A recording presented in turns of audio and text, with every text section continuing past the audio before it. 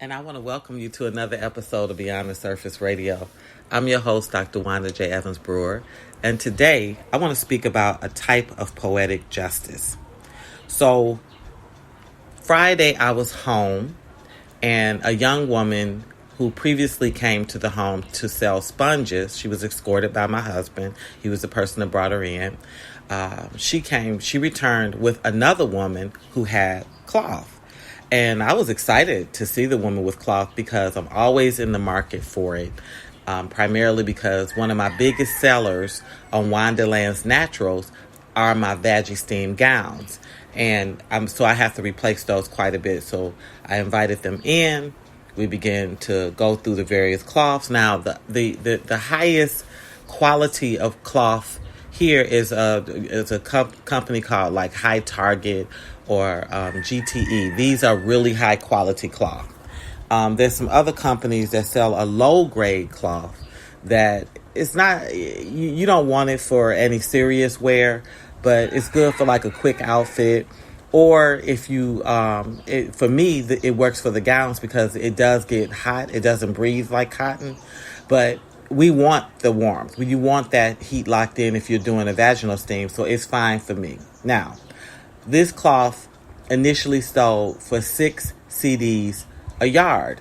And recently, maybe like 2 months ago, it went up to 7 CDs. Now, this young woman doesn't know that I know this. I've been buying cloth here for over 13 months. So she begins her spiel.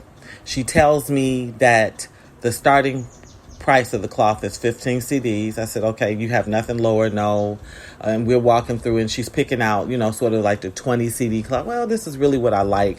And I really was basing the cloth selection off of looks and styles that I haven't used, and, so that I can just break up always giving the same type of patterns. The other young woman who I was familiar with, who invited her in, picked up the remote to my TV, and she cut the TV on. And I said, "Oh, you cutting on my TV?" And she looked at me, and I looked at her, and she, sort of, almost bashful, embarrassed, blushed. And I said, "Oh, so you want to see the game?" "Yeah, okay." I made a mental note. I said, "Now she knows that's a no-no. That she definitely went into a no-fly zone."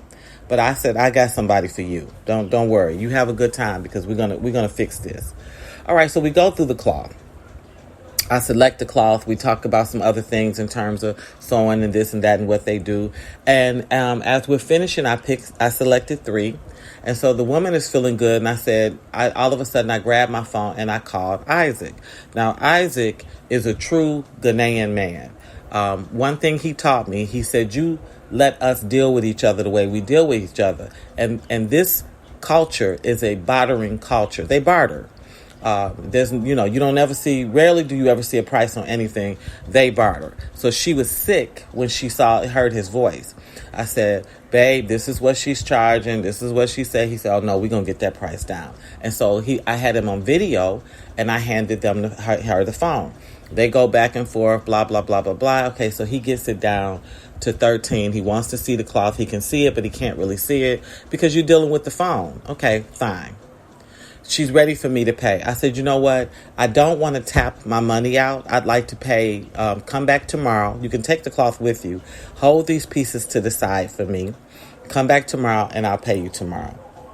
She says, "Okay." She said, "You know what? You can keep the cloth." I said, "You trust me?" She said, "Yes," because the girl had told her, "I have a madam there that buys." I said, "Okay, cool."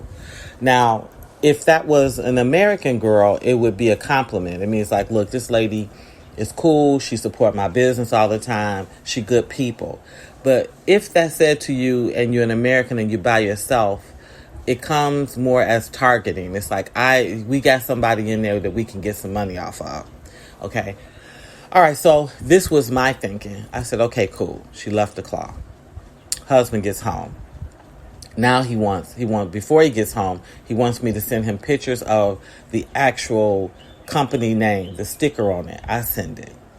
He's in Ashima. You can find everything in Ashima. Ashima has everything, great prices, great bottom, but it's a rough area. It's a lot of energy. A lot goes on, meaning that good and bad. You can get ripped off. You can get robbed. Everything goes on in Ashima, but everything's in Ashima. And so the cloth person that he knows immediately said, "No, this is no 15 Ghana cloth, 15 a yard. That's not what this is. This is the 7. And any place that you go, you're going to find it for 7. And we both knew it was 7. Okay, so he comes back home. He said, I hate that you paid for the cloth. I said, I didn't pay for the cloth. He said, you didn't pay for the cloth? I said, no. I decided to wait until you were home to pay for the cloth because she came here. Both of them, the girl is a beautiful, spirited girl, sweet girl, but she was being slick. And so I said, I wanted the cloth. I still want the cloth, but I wanted her to have to deal with you in person. Okay, so he said, when are they coming? I said, she's coming back bright and early tomorrow because she has to get paid. I didn't pay her. He said, thank God you didn't pay her. I said, no. I've been here a long time now, and I've been buying cloth for a long time.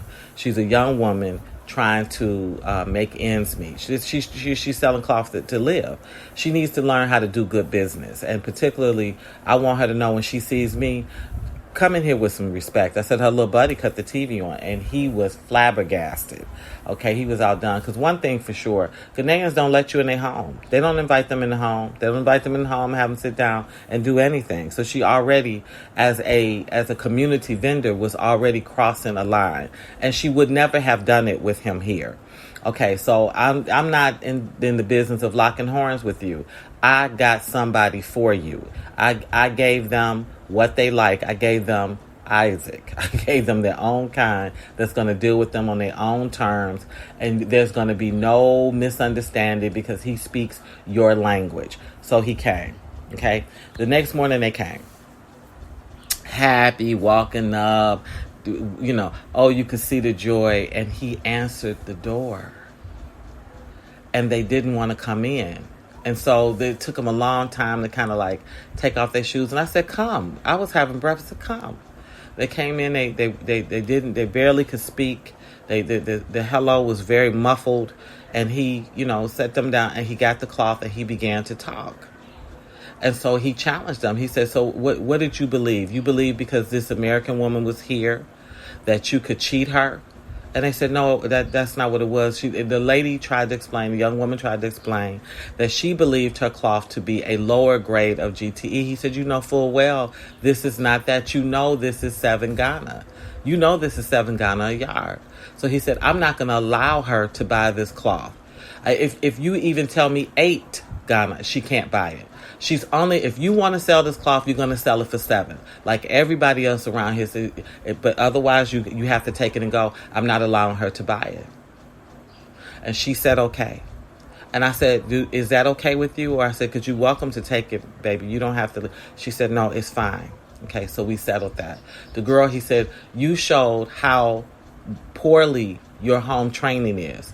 You don't come in anybody's room and cut on their TV, do you? She apologized. They looked completely uncomfortable when it was time to leave. I told them, I said, take care, have a great day, and they left. This was a type of poetic justice. And what poetic justice really is that it is about being rewarded about a virtue. So if you do something good, then that something good will happen. And if you do something bad will happen. There's a twist of fate that has to happen. They thought they had gotten away with something. They organized to do something that they had no business doing, which is to go in and somehow inflate prices with the American woman that's by herself. So instead of being rewarded with good luck, they ended up being rewarded with punishment, which was fair. They got a fair punishment, which for these young people was basically being exposed. Now, Isaac is very different from me. When he has a conflict with you, he's done. He dusts you off. He don't want to be bothered anymore. Me, I told him, I said, now we know who they are. I know who she is. She knows I know who she is. She knows I'm hip to the cloth game. She knows I got some backup, that even if I was the least bit confused, I would call in the the force. I would call in the goon. I call in the team. So I'm completely comfortable doing business with her now. I would be shocked if she tried to pull a fast one. So we're sort of at a crossroad on that issue. But yeah, that was my story of poetic justice. They got exactly what they deserved. I specifically waited for him to deal with it because I didn't want Annie. Madam, I don't understand your English. I didn't quite get it. No, you get it. You came with a low move. And so there was a fate waiting for you that you didn't know. They returned the next day, and that poetic justice was in full effect. And I knew they knew when he answered that door and they saw that face. When they saw his face, it was over with. And I felt completely redeemed. You've been listening to Beyond the Surface Radio. I'm your host, Dr. Wanda J. Evans-Brewer. And until we meet again, be safe in God's grace.